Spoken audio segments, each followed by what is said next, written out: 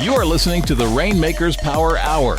Join your hosts, Wendy Butler, Lyann Nguyen, and Macy Nelson, as they interview the most successful entrepreneurs from around the world who are sharing their proven strategies to help take your business to the next level.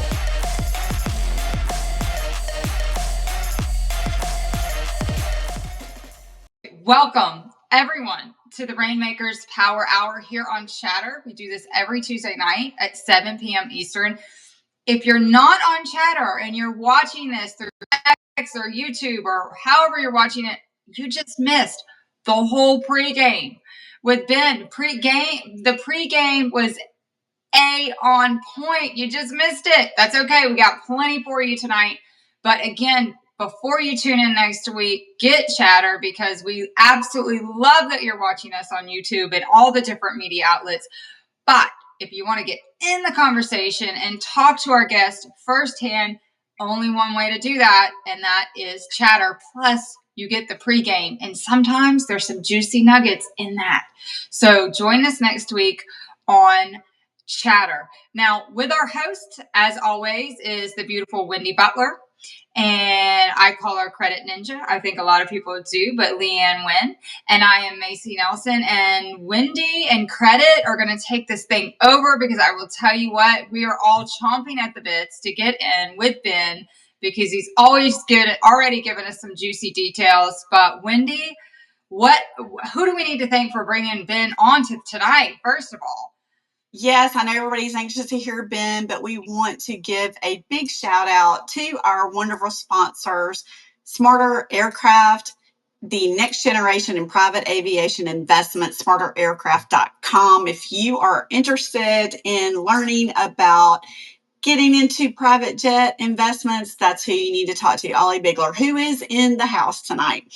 Also, we have William and Harry Golf, the luxury brand exotic golf shoes. Take your game to the next level, williamandharry.com. So thank you to our sponsors. We appreciate them and all that they do for us.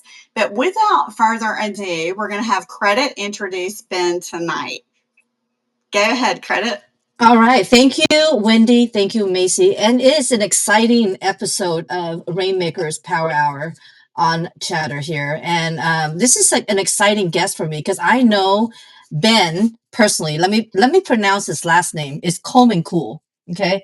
Komenkul. And he is someone I met on social media, on a social audio app, which is Clubhouse. And now he's here on Chatter live and in video. So this is something that's the next level experience. Let me give you a little background about Ben. He's a trusted travel expert. So what are you thinking? Why trusted? He's someone that has been through the whole travel game, has been through the whole journey, has done the hotel experience, and it's all luxury. And it's all through points and experiences. And he's built such a really big network in the travel space. He's been in this passion project, he calls it, since 2015. That's 10 years.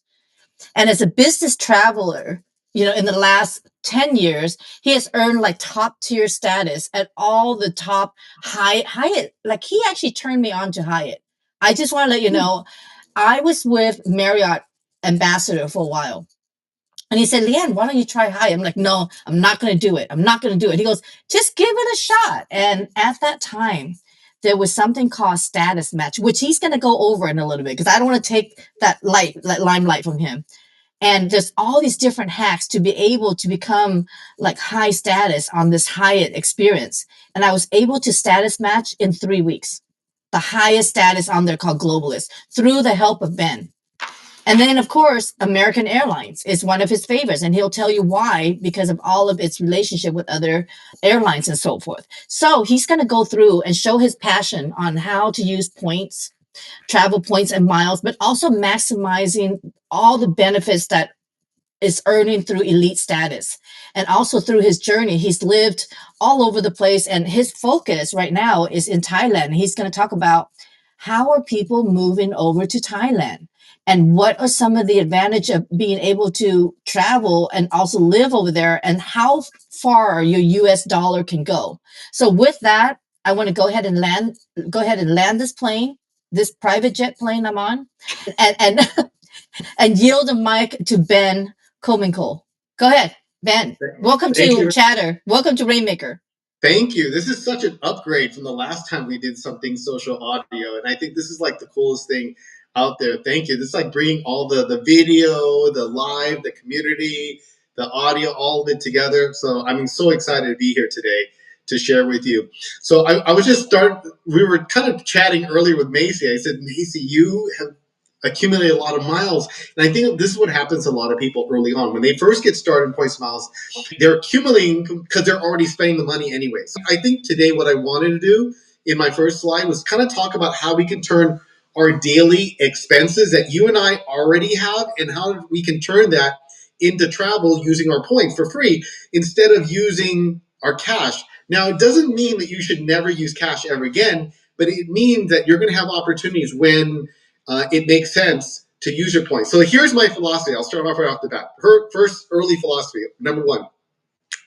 When the cash ticket is low, whether that's hotel or airlines, I would just use cash. If it's super cheap, like you got the best deal to me, Macy, I would say use your cash, okay?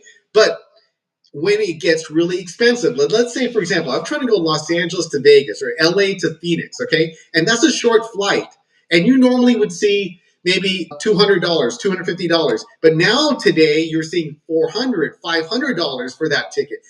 That's when you should be using points because points prices are outside of what the cash price is. It's like in an alternate universe.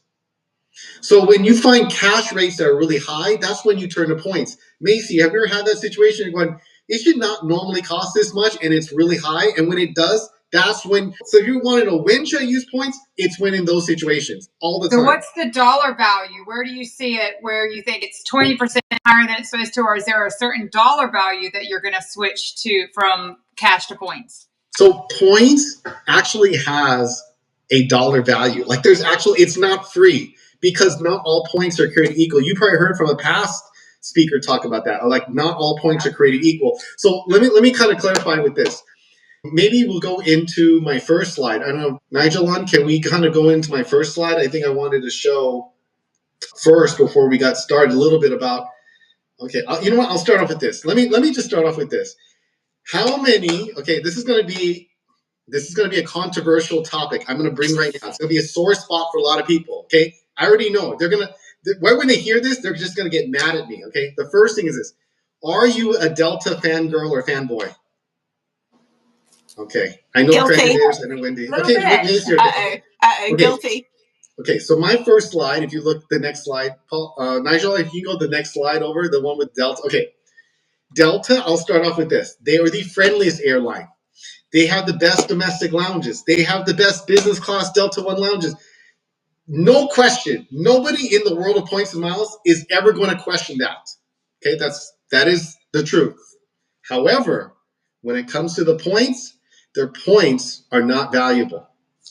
So here's a problem. You run into, I want to fly them, and then you earn all these really not valuable points. And so sometimes you hear people say it's not worth to collect it. It's worthless. In fact, sometimes they call Sky Miles Sky Pesos. Okay? I'm just going to tell you how it is. So what happens is people's experiences, it doesn't make sense for me to go earn all these points and things like that. I think Delta doesn't have to.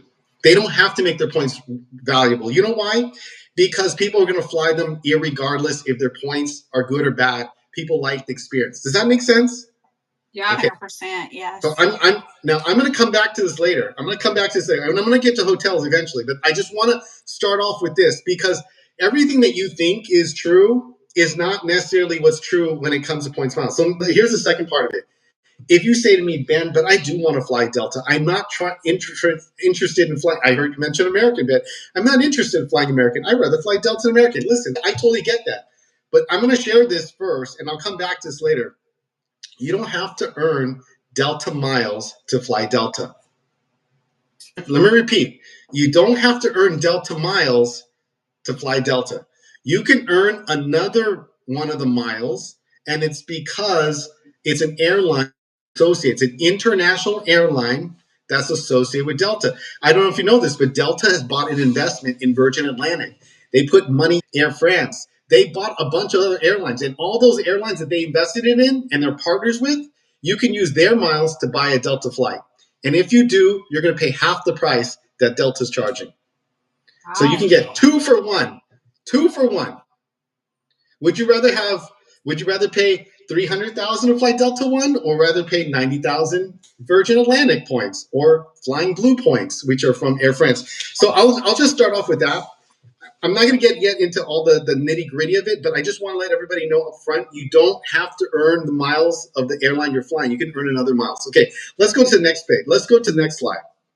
Okay. Some of you may be Delta flyers. You're like, Delta's way too bougie for me. Okay, let me just kind of talk a little bit about Southwest right now. For many of you who are flying Southwest, if you haven't flown them in the last 6 months, you're going to get a rude awakening because they are becoming like every other airline now. Meaning, the best thing about flying Southwest is that it's easy. That's really the reason why people fly Southwest, is because it's easy. And what I mean it's easy is that you don't have to worry about the seat selection because you get on board, you pick whatever seat you want, first come, first serve. You can book, you can get on a plane and you don't have to worry about bags because they check bags for free, right? You can bring carry-ons for free. You can make a change. It is so easy. That's coming to an end.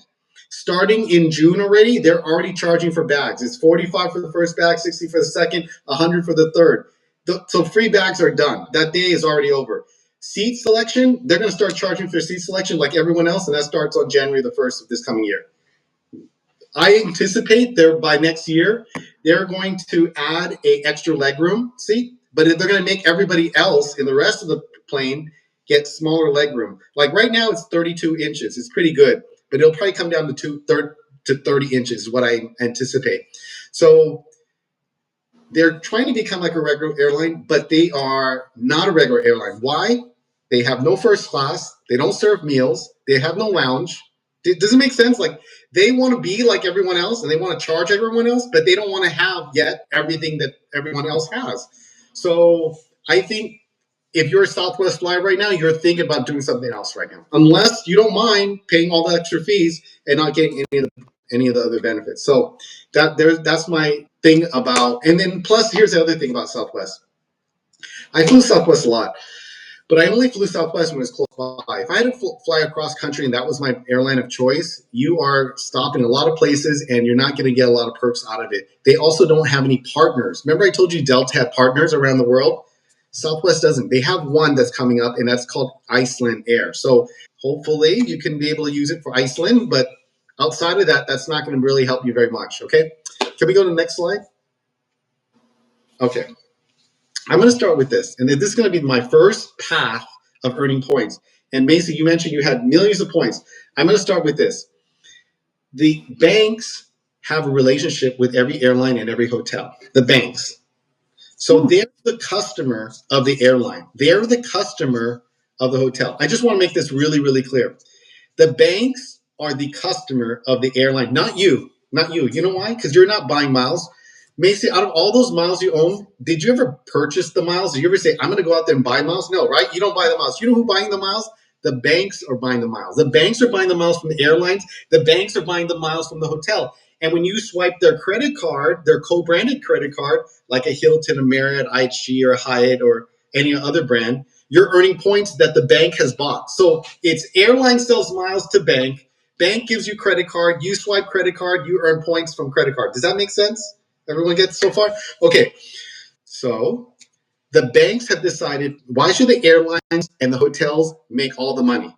Because right now the banks are buying millions of miles a month, a day from these airlines. So you know what they did? They created their own program. They created their own points. They said, Hyatt, Marriott, and IHG all have a deal with Chase. So Chase created their own points and said, we're going to create the ultimate reward. We're going to create the points that we can go to any one of our partners.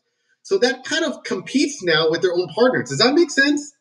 Wow. Yes. Okay. Amex has done the same thing with airlines. Amex says we have 26 airlines. Let's create our own points program, and our points could become any of the airlines that are our partners. So instead of just earning one airline mile, you can earn one bank mile. So I'm going to start with this. The bank points is where you should start your journey instead of starting with an airline hotel. Now, most people don't start that way. Most people get on the airline and they're on the plane and say, oh, this is a great flight. And the flight attendant offers you a great bonus on the plane. And then you fill out the application and you get approved in the mail a few weeks later. You get a credit card and now you're swiping it all the time. So now you got all these Delta miles, you got all these United miles, you got all these Southwest miles. That's how most people get exposed, and they don't understand the whole ecosystem. So I want everyone to take a step back. I don't care what your balance is. It doesn't matter if you have 1 million Delta miles already, or and whatever. I want you to step back, because here's the thing: you can get to 1 million bank points, and that's going to be better for you. You know why? Here's the reason why. When you're ready to make a redemption, you're not going to make a redemption because it's the airline you normally fly. You're going to make the best redemption because that fits your schedule. You're going to make the best redemption because that's the day you want to fly. So having a bank point will allow you to have more options, because wouldn't you rather have 26 airline programs rather than just one? Absolutely. Yeah. And unfortunately, the biggest challenge that people have with it right now in earning just one airline program or one hotel program is that they just have one. And now what happens when they don't have availability? What happens when they don't have the dates that you want to fly? What happens when that airline says, sure, well, you can redeem your points, but it's going to cost you 300,000 points, and you don't have 300,000 points? Or when you're ready to make a redemption and they tell you got to do a layover of 11 hours and overnight in Dallas, and you don't want to do that. And that's what happens when you start down that road and you have no choices. So my first point is you need to earn bank points. If you're going to start this journey, earn bank points. So what's a bank point? That's a point that's earned from the bank. That's a Chase Ultimate Reward. That's Amex membership rewards points. That is Citi Thank You points. That's Capital One points. And there's a new player in the field called Bilt Rewards. BILT, Bilt Rewards. That's another one. So those are the 5 that I would recommend people start their journey in. Now, if you already have some airline miles and hotel, that's fine. Keep it. So let's talk about what happens next. The next, or the intermediate, is to actually get an airline mile. So if you, Macy, what are most of the miles that you have? You said you have all these miles. What are they in? I have almost 2 million in Amex, and then I have almost 2 million in Hilton. And Okay. I have some Delta, but mainly those two. Okay, so Amex, you're good. Okay, for airlines, that's great for airlines because they got like 20 plus of them. Your Hilton, I'm going to farther down, are hotel points. Can you get down to the bottom, the very last slide? Nigel, do you think you can get the very last slide or the second to last slide? There's a pyramid that I have. I want to show this pyramid for a second. Right there, that pyramid right there. Okay, here's a pyramid of points. So you got the bank programs at the top. Then you can move them down and transfer them to an airline. And then you can also move the bank program to a hotel. So all the banks, not only can their points become airlines, but they can also become hotels. So you got either airlines or you got hotels. I'll just kind of cut to the chase a little bit here. If you are trying to transfer to hotels, most hotel programs are worth less than 1 cent. You don't really want to make a redemption less than 1 cent. Let me just tell you why. Because even if you cashed out the point and you didn't use it for travel, you at least get 1 cent. So if you can get it out for cash for 1 cent, why would you want to redeem it for a point that's less than 1 cent? Okay. So this is the conversation I had with Lyann at the time, which was if you collected Hilton, which is half a cent, IHG, which is 0.6 of a cent, Marriott, which is 0.7 of a cent. There's only there's only 2 hotel programs that their points are worth more than 1 cent. Hyatt's worth at least 1.5, and then Accor is worth 2 cents per point. So the 2 programs that are worth more than 1 cent is Accor and Hyatt. Outside of that, everything's worth less. So from my perspective, I'd rather have you redeem it for airline than for hotels. If you're using, so here's what some people do. They use all their points to redeem for airlines, and then they use all their cash and book hotels. That's one way to do it, okay? Because then they can get the most out of their points. So you thought I'm going to come here and talk about how great hotel programs are. There are. But I would say that Marriott, IHG, and Hilton, all of them are worth less than half a cent, or worth half a cent, or under 1 penny. I would not spend a lot of time earning those points. Okay. And Ben, I want to stop you right there, because this is a really important point. People normally ask, how do I accumulate these bank points? And so I want to pop in real quick, because Ben and I have these conversations a lot. When it's all planning and strategy. Okay. So when you're like, say, for example, Amex, you want to be able to get some points, really strategize and find out which credit cards give you the most sign up bonus. Okay. So they're going to have like 200,000 sign up American Express points to sign up for this particular card. Like maybe it's an Amex business, whatever it is. Really game plan. Think in your mind, if I need to hit a certain spend, like 10,000 or 3,000, whatever it is, put everything on that card to get the points, and make sure you put down the date that the offer expires. I see so many times, Ben's seen this too, where you got a credit card offer and you want to hit that bonus point, and people are like past due. They didn't even hit it because it expired and they did not get the point. They're short by $20 or something like that. So really think about, like, look at all the offers, and of course contact Ben. He has all the credit card offers there that you can apply for, and they have those bonus points. That's a really good way to accumulate points. Secondly, when you already become a member, they in their app it says refer friends to get points. That's another way to accumulate more points, and I have gotten hundreds, if not hundreds of thousands of points just from saying, hey Susie, you want my link? And I'm sending links all day. You can post it on Instagram. They may tap you out at a certain point, but trust me, by the time you get a few 100,000 points worth of referrals on each of the cards that you have, you'll hit 1,000,000 like Macy. So I just, the reason why I want to talk about that is, everyone's like, well, I'll never get 1,000,000. Trust me, it adds up, but you got to have some strategy behind it. Do you agree, Ben? Because when you're building bank point, you got to talk about that. Then you can spend it. I totally agree. By the way, I want to make mention too, because the points are not worth as much with Hilton, they will offer very large welcome bonuses. Like we're talking like 150,000, 200,000 I've seen sometimes. Actually, one thing I would say this about hotels, since we're going to get into hotels in a second. I don't. Can we go back up to the very top of the slide again? But I want to kind of talk a little bit about hotels for a second. But one thing, a great thing about hotels is that sometimes they offer you free night certificates. Macy, have you ever gotten a free night certificate? Yes. The Hilton free night certificate, absolutely the best hotel certificate in all the points of miles. Hilton has the best. No one has a better one because they have no limit, meaning that you can use it for a Garden Inn and a Hampton Inn, or you can use it a Waldorf Astoria in Maldives that costs $2,000 a night. For them, their one night could be redeemed for a $90 night or a $2,000 night. It is the most craziest thing, Macy. I don't know if you have one of those from the credit cards. Oh, she's a Hilton fan. But what the point I'm trying to make is this: if you get a new card, and I think credit Lyann mentioned is, if you get a new card and you do have one, I would keep the card just for the free night certificate. I have a lot of hotel cards, and I keep the card because they give you a free night. So you may go, well, how does that work out? They'll usually give you some type of limit, with the exception of Hilton. But they'll usually say it's 40,000 points or 15,000 points with Hyatt. So a 15,000 point at Hyatt is like 40,000 points at an Intercontinental. And those hotel programs will allow you to redeem it. I'm here tonight at a Marriott on a free night certificate too. So I will earn a free night certificate, and then I'll use them when it makes sense, when I don't want to pay cash. So if the hotel room normally runs, let's say, for example, $150, and I see 150, and you know what? You hit the Friday, you hit the Saturday, or there's some kind of event going on, and now that $150 a night, boom, it goes up the next night to $300. Have you ever seen that, where it's like 150 one night and it's 300?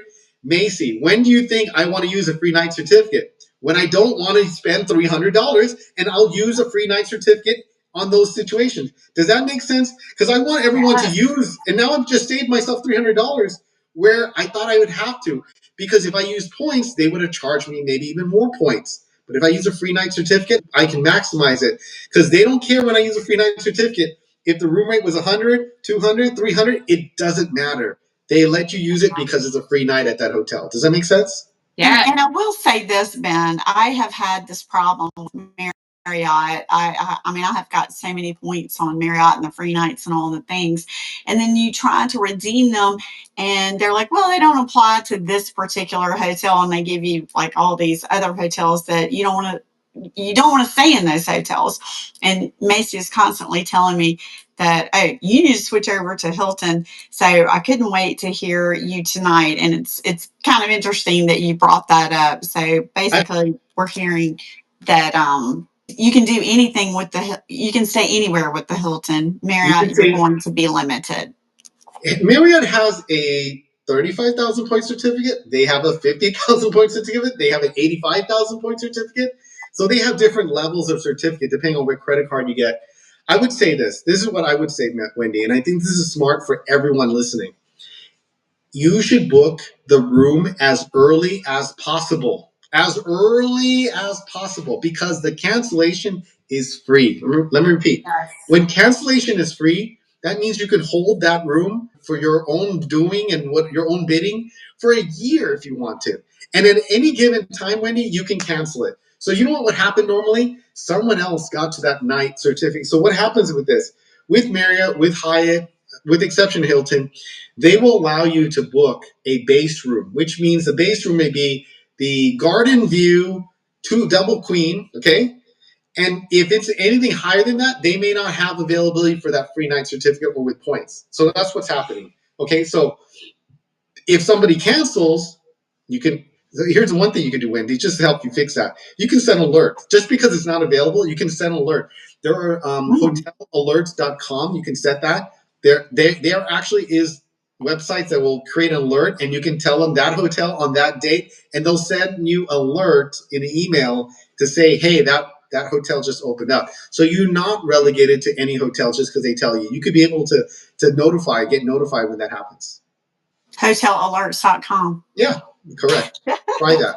Okay. Yeah, I mean, you're figuring me out, Ben. I am kind of a last minute booker. Yeah. And you know what? I understand about last minute booking, but here's the thing. There's no disadvantage. I would say if you could book it out a year in advance and just hold it, then it'll be there. Now, I'll say this. There is an advantage to booking last minute because I book last minute all the time. Like tonight's was an extension. So I did book it last minute. I literally booked it for the following day. But I will find that folks who do last minute need to be more on the ninja. You can do it, but you need to understand all the rules. If you are a big planner, so there's 2 types of people who plan in advance and people who book last minute. If you are a last minute booker and you want flexibility because you don't want to be tied down to reservation, you absolutely need to learn the game. Because if you learn the game, you will also get sometimes the best prices too. Because a hotel rate will go up and down. I mean, let's say, for example, if there's somebody called the director at a hotel, there is a director of revenue, okay? And their job is to actually determine what the rate of that hotel is because they'll look at other hotels in the area. And if it's really slow, the hotel has rooms that will not be fulfilled. And if they're not full, then they lose revenue. So they have to drop the rate down sometimes to get people to fill up. So they can understand that. So it's not always a disadvantage to book late. I'm just saying that if you're trying to use points, use the right one. Another thing I would mention too, and I'm gonna talk what Lyann talked about, which is Hyatt has one of the best loyalty programs for elites. Number 2, they also have the most valuable points, so you don't have to redeem so many points. So you have, let's just say this. Let's say you sign up for a Chase Sapphire preferred card right now with 75,000 points.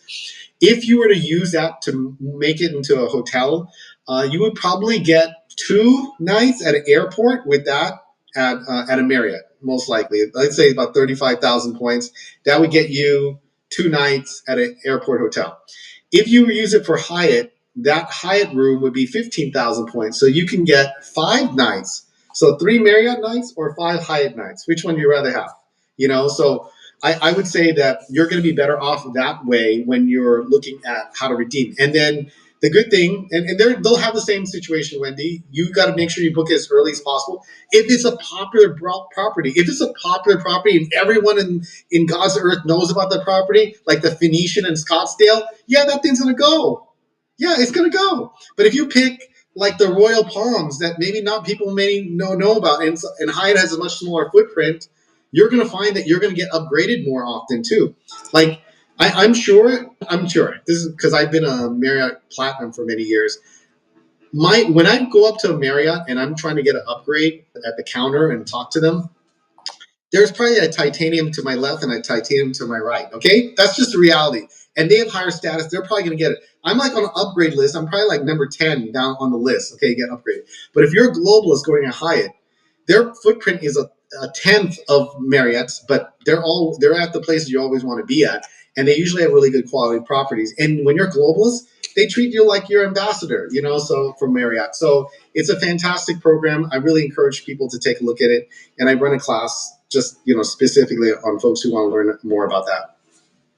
Well, Ben, I got to ask you this.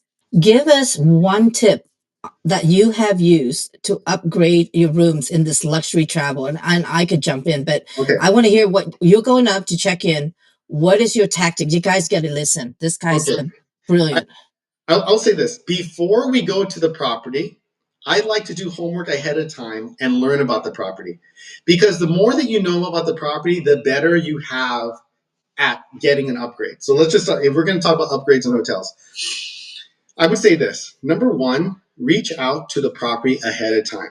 When you reach out to the property ahead of time, rather than waiting until the last minute, it's this. It's like an airline. Would you rather get upgraded 2-3 days ahead of time before your flight, or would you rather get upgraded right at the gate? Nobody wants to Hey, out the this gate. group loves a good upgrade. Tell us all the secrets about the upgrade. So let's talk about upgrade for a second.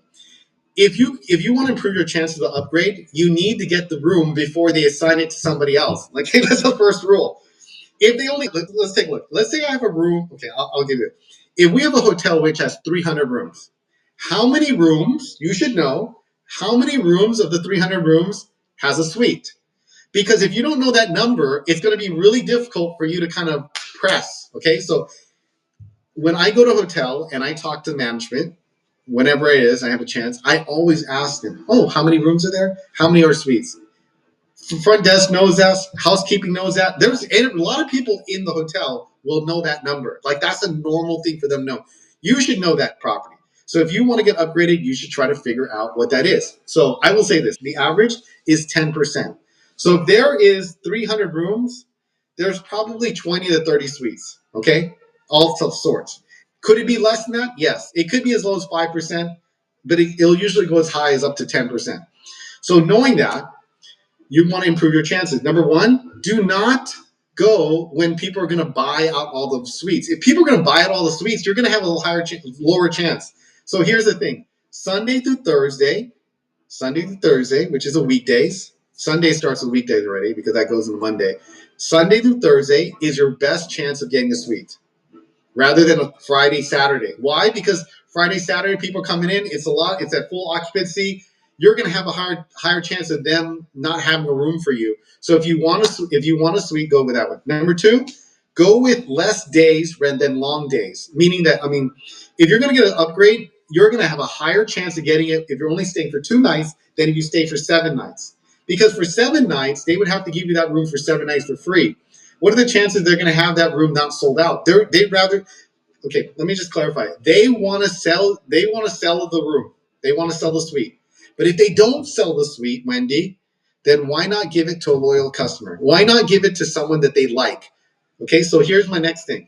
Now that we know the basics, how do we get an upgrade? The first thing, you want to talk to somebody who has the power to upgrade you. Okay, that's the first. First, they have to have the power to upgrade you. Number two, they have to want to do that. 2 things.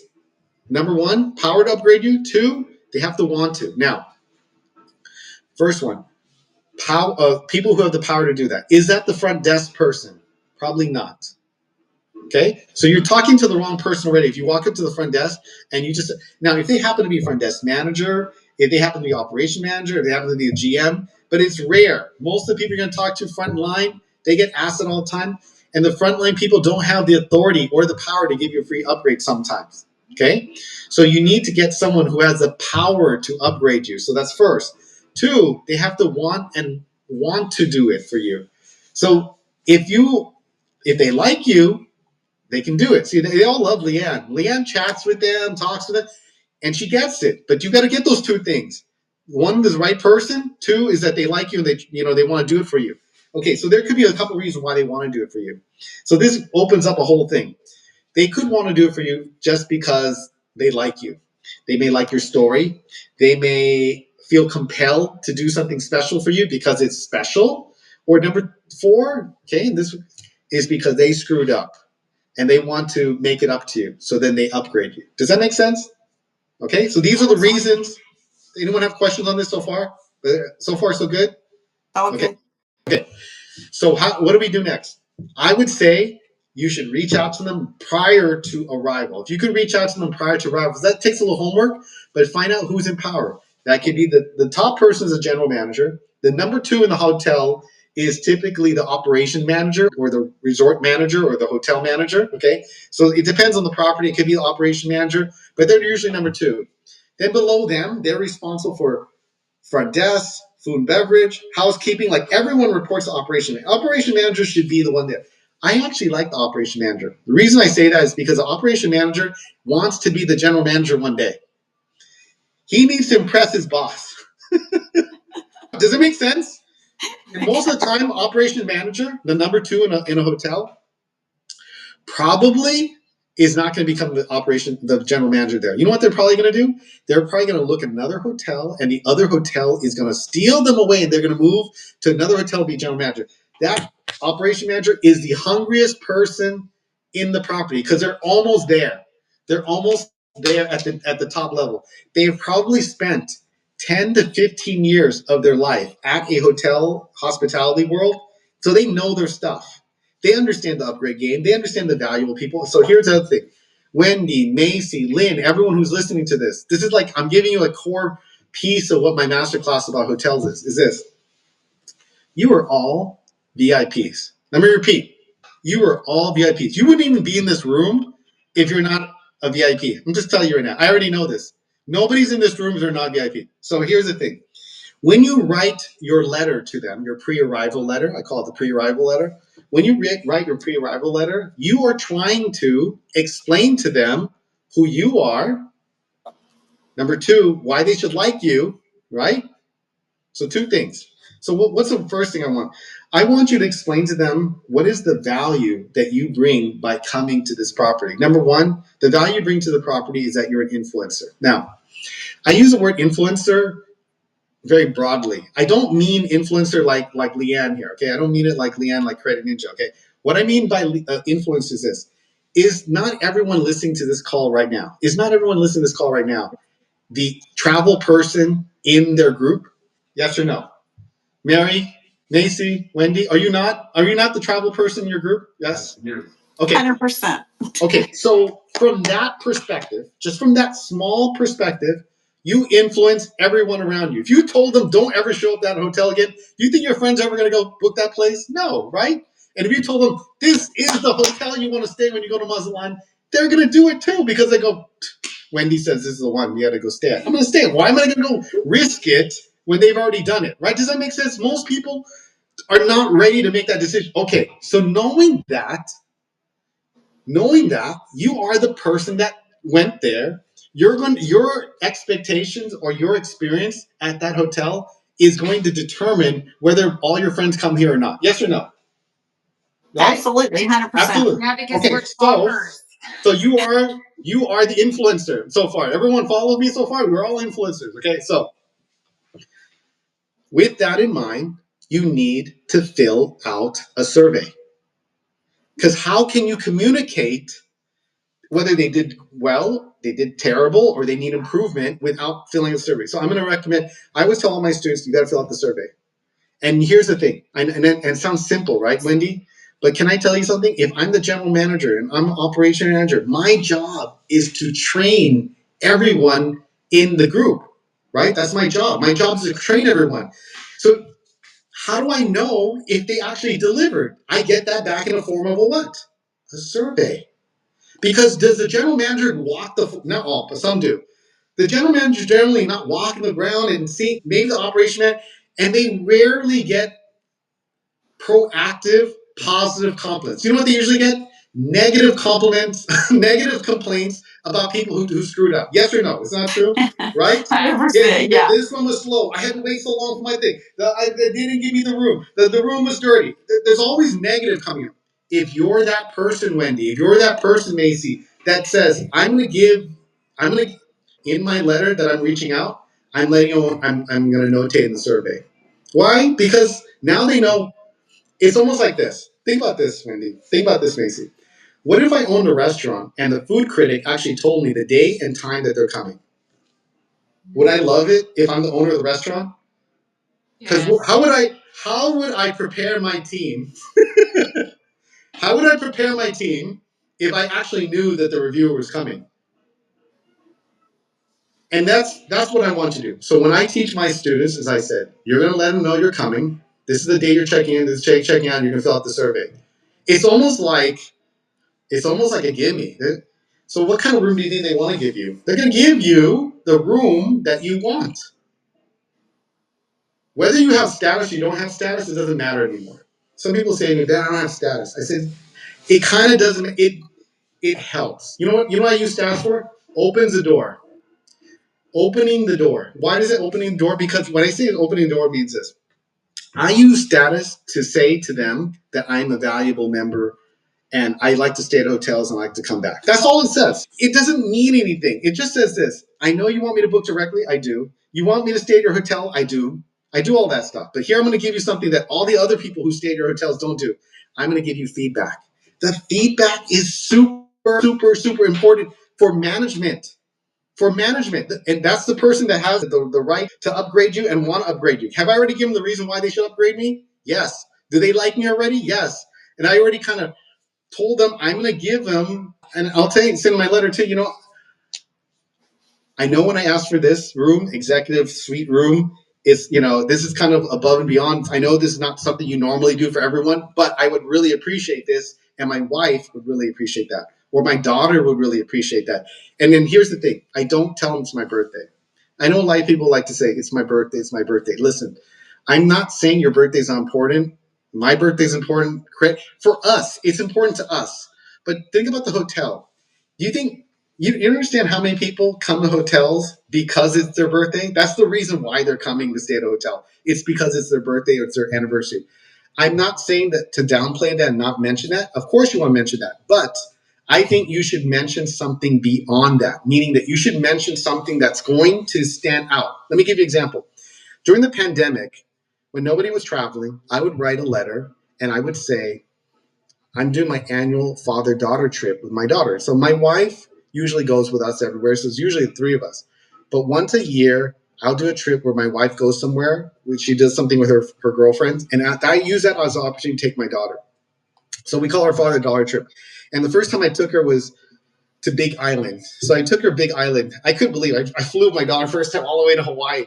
And you know what? When I was on the plane, the flight attendants, they told us, I told the flight attendants, they were like, "Where's mom?" I'm like, "Mom's not. It's a father-daughter trip." Oh, they loved it. And then the hotels took care of us. Everyone I told that this is what we were doing, they loved it. They went out of their way to make it a great experience for us. And I'm going to tell you, when I told the GM that, he's like, "Oh, wow, that's great. I'd love to do that. I wish I got to do that, or I want to do that, or it's a great idea." And I made it special. And I told him, "This is our first time in Big Island, first time doing it together, first time without mom. Can you be able to help us out? She likes to run around. I can't do it." I kind of played helpless dad a little bit on my letter, but they came for me. They took care of me. And that's what they're going to do for you when you tell them. So if you had cancer and this is your first trip since you had to survive cancer, you should tell them that. That's important. They want to go out of the way. People in hospitality are in hospitality for a reason. It's because they love people.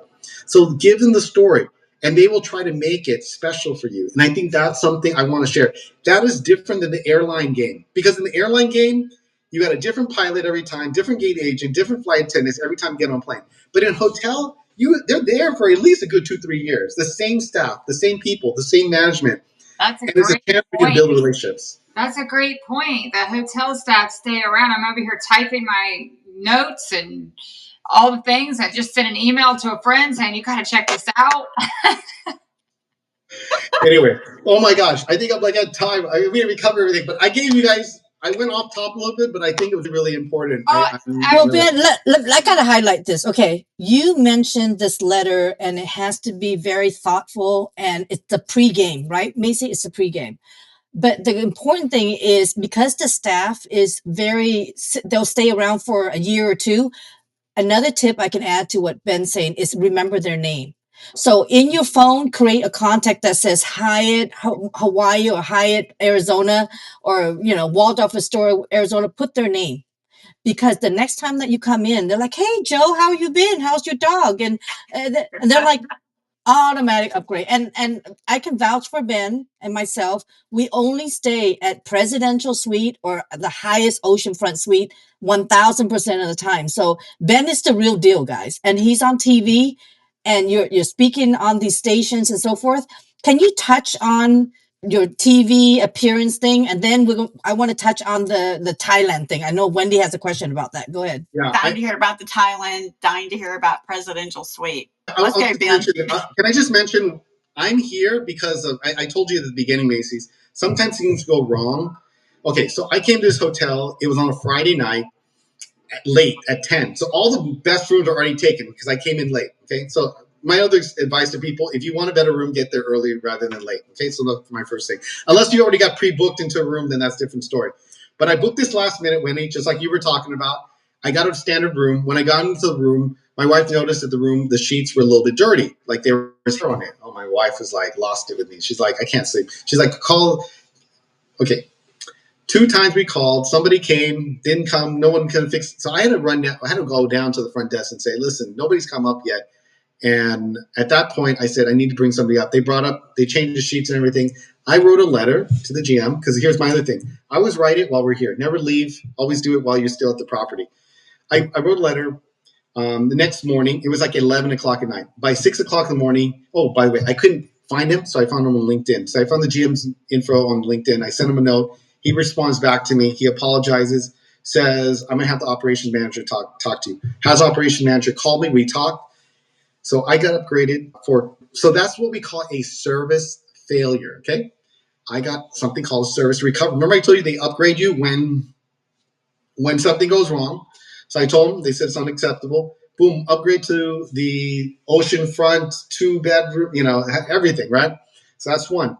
And I said, can you do it for the rest of the stay? He says, yes, we absolutely can do it for the rest of the stay. I tried to negotiate also for some kind of credit for the night.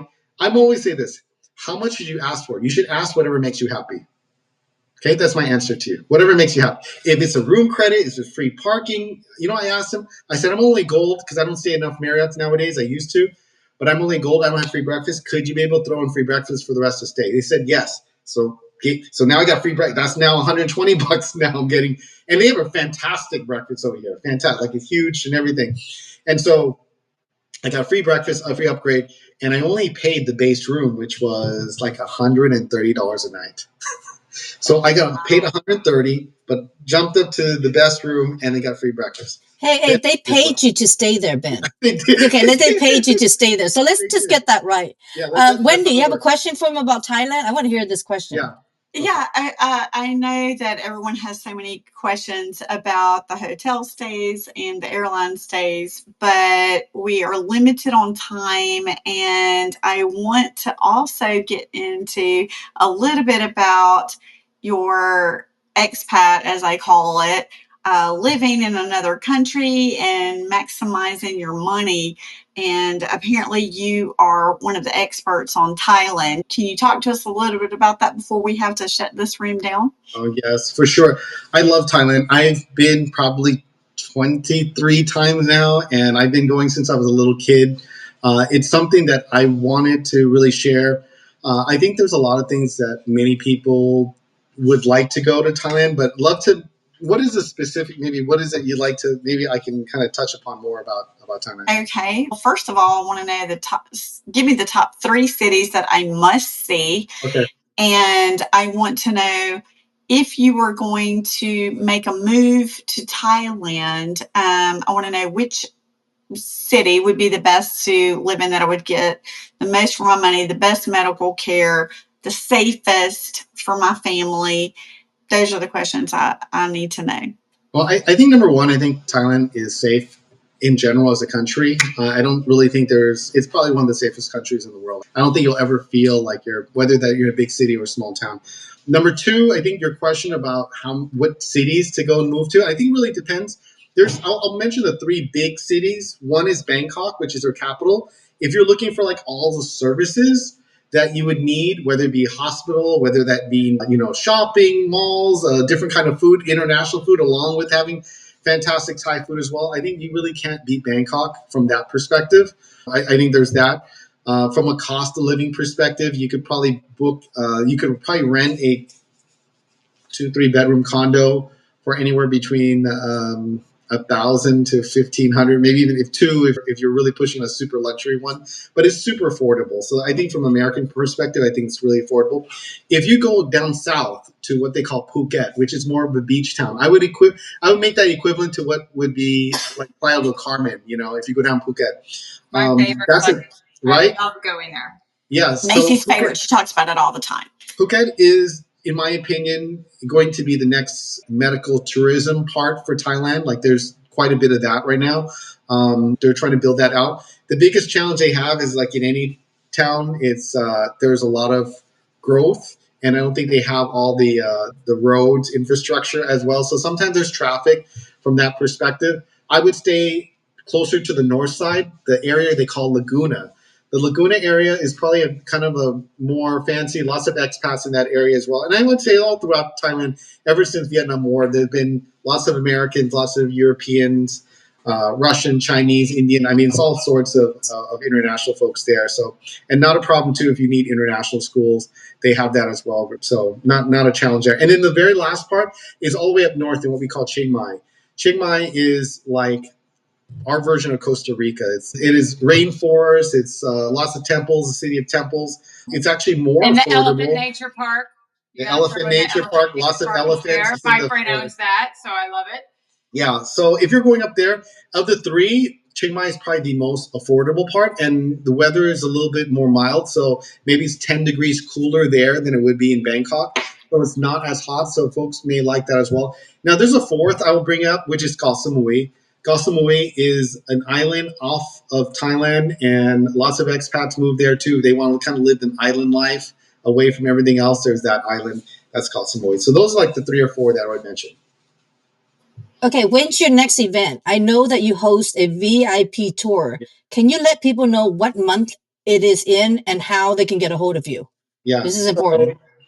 So I would say that December and January are the 2 best months to go visit Thailand if you're going to go for the first time or any time. It's just not as hot. I'm going to run it toward the middle to end, January 17th to 26th. We're going to cover Bangkok, Ayutthaya, the old capital. We'll get dressed up like we're going to go to like the ruins and get dressed up like the nobility back in the 1500 in costumes. We'll do a photo shoot. We're going to do like a Michelin star cruise tour through the river. It's going to be fantastic. I'll take you through a tuk-tuk, which is like these motorcycle carriages that they'll take you through the city. We'll do a food tour as well. So we're going to do the street food and some of the Michelin foods, that as well. I'll say this. It's probably as much a food. This is a eating expedition with cultural put in between. And then we'll go down south 4 more days and we'll do catamaran and boats, and we'll do island hopping. It'll be a lot of fun, and see temples along the way as well. It'll be great. Red Butler, if you're in the house, I know you are wanting to get, I don't know if he can hear me, but I think we're going to be on board for that. Yeah. So hey, let's take a couple questions. I'm sorry. Do we have anyone that wants to jump in? We'll take a couple questions before we close this down. Go ahead and jump in, guys, because sometimes we don't see your hands. Anybody want to jump in? Go for it. Anything about hotel, travel. He's the GOAT, guys. I'm telling you. Hey, Ben. Yes. Yeah. I have a question for you because I'm Wendy's. She's my boss, so I have a question for my husband, Thailand. Red Butler. Thailand. So we've been looking for an alternative to the United States to have a second home. Where would you have a second home that will provide A, the security, which just seems pretty safe, and B, good food, and it seems like for the dollar, it's much more valuable. Like my friend said, it's 33 cents on the dollar. My son went over and said it's the best thing ever. We want to be close to golf, close to good restaurants, and easy accessibility to the airport. Yeah, so there are a couple ways. If you want to pay your way into Thailand, they have something called the Thai Elite Visa, which you can be able to get for either 5 year or 10 years. It does cost some money, but then if you just want the easiest way in, there's that way. There's other ways you can do that. There's also like digital nomad types. There's also, visas that you can renew 6 months to 18 months at every time. They have those as well. And then they also have one, like if you open a business up and you want to employ like 10 Thai nationals, you can also have you can have that as long as you have the business there. So there's various ways that you could be able to stay there long term as well. So there's that if you're looking to stay there. And in terms of security and safety, they have those things. They have, you can, I'll just say this, most Thais themselves, they're middle class, will have a driver and a housekeeper nanny. Okay. So like that's not uncommon for middle class. So if you can bring your American dollar, you would have a car, a driver, like you could probably hire a driver for, less than $500 a month, so it's something like that.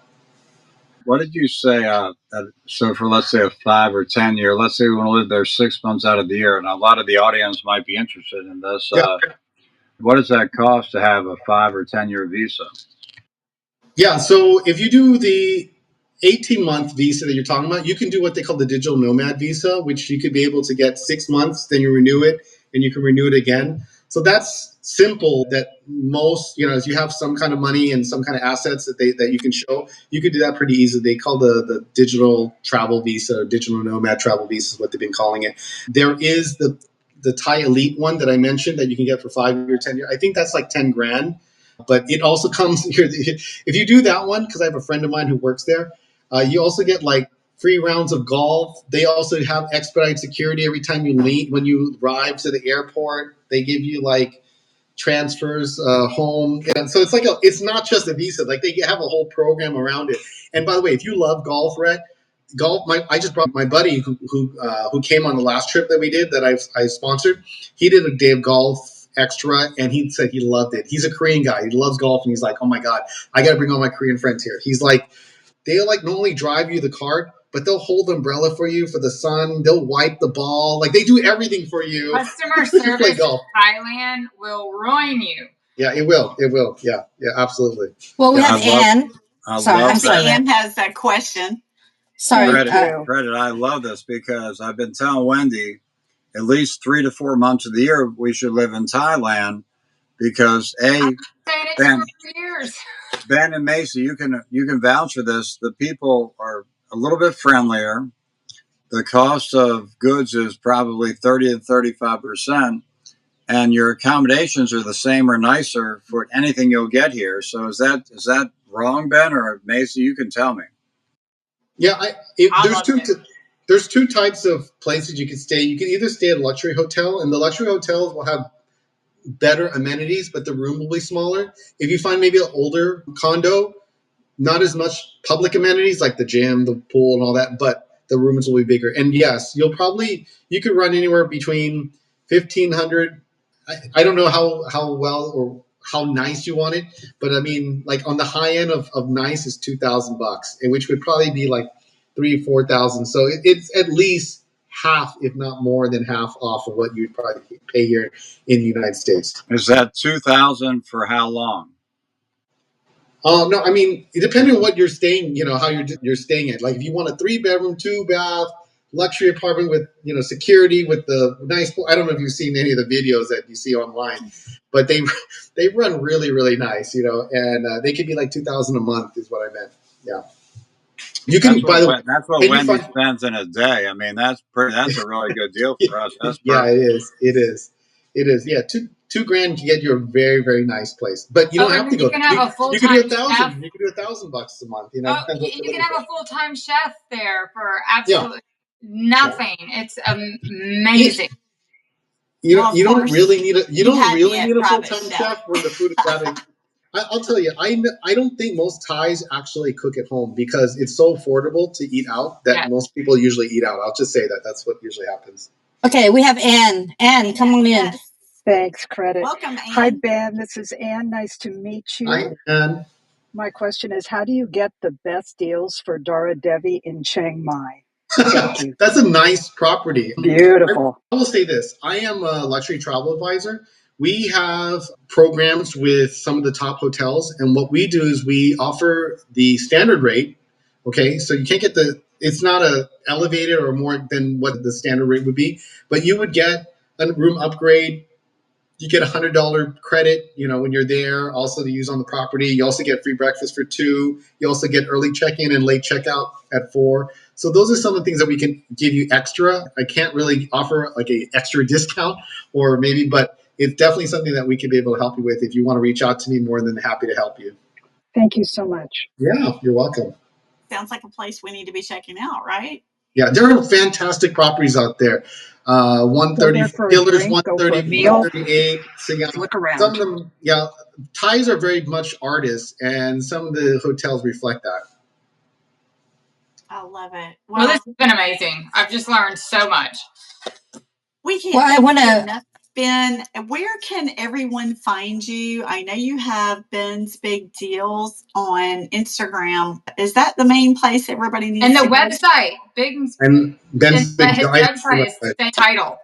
Yeah. So whether I would say that I'm primarily on IG, but I also post on TikTok and Facebook as well, and then my website. I run a mentorship, so weekly I have some of the best people in the world of travel joining us. This week I have Julia Menez talking about being content creator, and I got Nick from Frequent Miler who's joining me this week as well to talk about his JetBlue challenge. The JetBlue is offering a challenge right now that says if you fly to their 25 destinations, you will earn their elite status for 25 years and earn 350,000 JetBlue miles. And so he's making a run for it. So I have people like that every single week in my mentorship.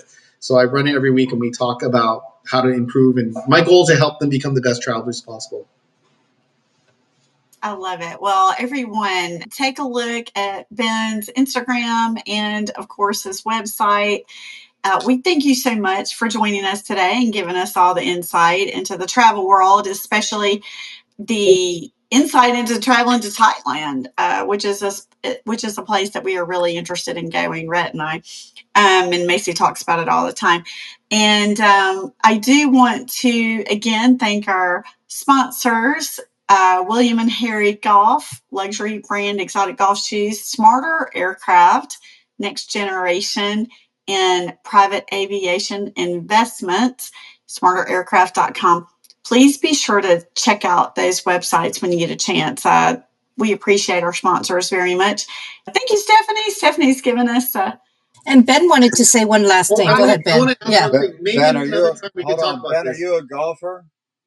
I am not really. I go to golf to make everyone feel better about themselves. Me too.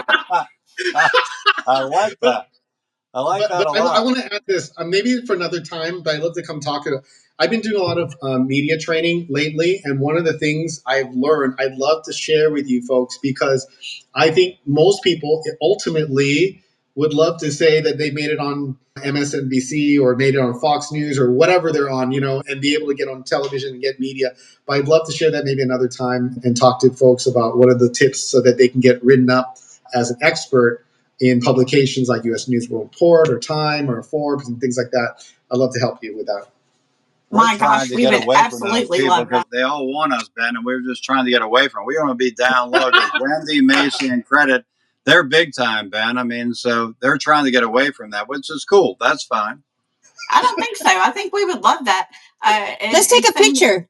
Let's take a picture. Here we go. Don't close your eyes. Here we go.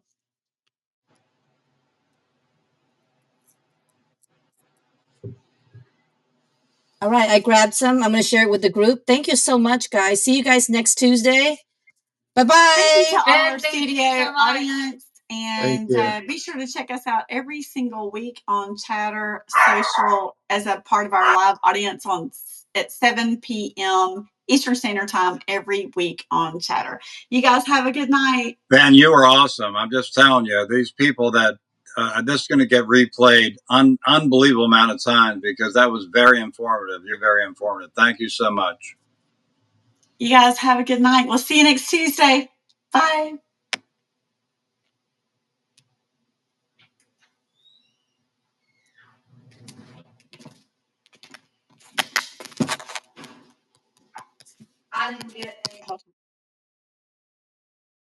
Don't